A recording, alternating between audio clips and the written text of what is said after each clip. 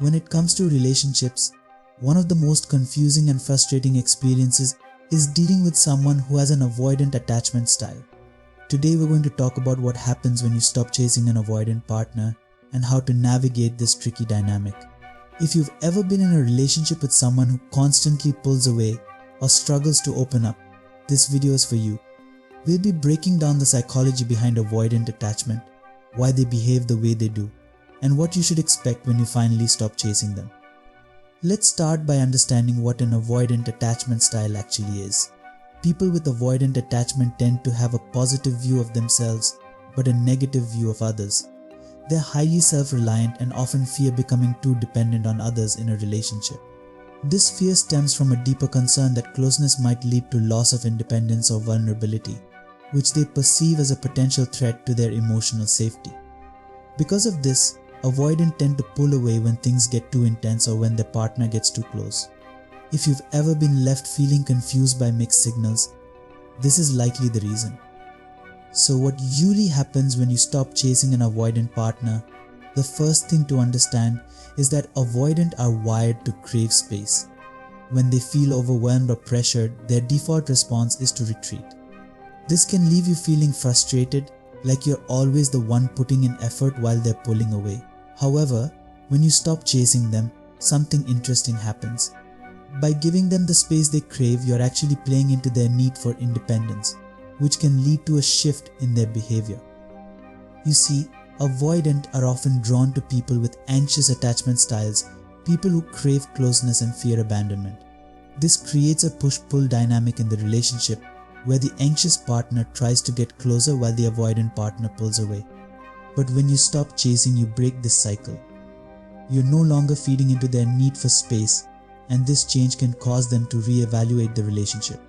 One of the most common questions people ask is, do avoidants secretly want you to chase them? The answer is yes and no. On one hand, they do want love and connection, but they want it on their terms. They need to feel safe and in control of the situation. If they sense that you're willing to give them the space they need, then they start to feel more comfortable opening up. In a way, stopping the chase gives them the emotional breathing room they need to approach you at their own pace. Now, let's talk about the psychology behind this behavior. Avoidant are often dealing with deep-seated fears of vulnerability that stem from their past experiences. Many avoidant develop this attachment style in childhood when they learned that emotional intimacy could be risky or painful. Because of this, they've become experts at protecting themselves by keeping others at arm's length. When you stop chasing them, it can disrupt their usual defense mechanisms.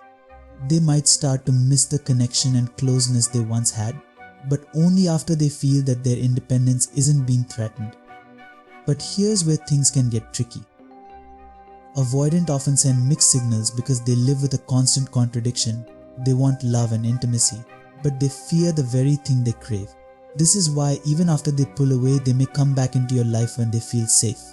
But it's important to remember that this isn't a conscious manipulation.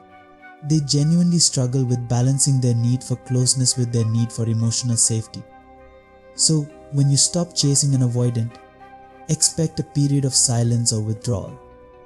They may take time to process the shift in the dynamic and figure out how they feel about the relationship. This doesn't necessarily mean they don't care. It's simply their way of coping with their internal conflict. And during this time, it's crucial for you to focus on your own well-being rather than trying to figure out what they're thinking. The next thing to expect is that after some time, an avoidant may start to come back around. Once they feel secure in the space you've given them, they might begin to reach out. This is often because they realize that they missed the connection you once shared, but only when they no longer feel pressured. It's as if the absence of your pursuit allows them to finally feel safe enough to re-engage.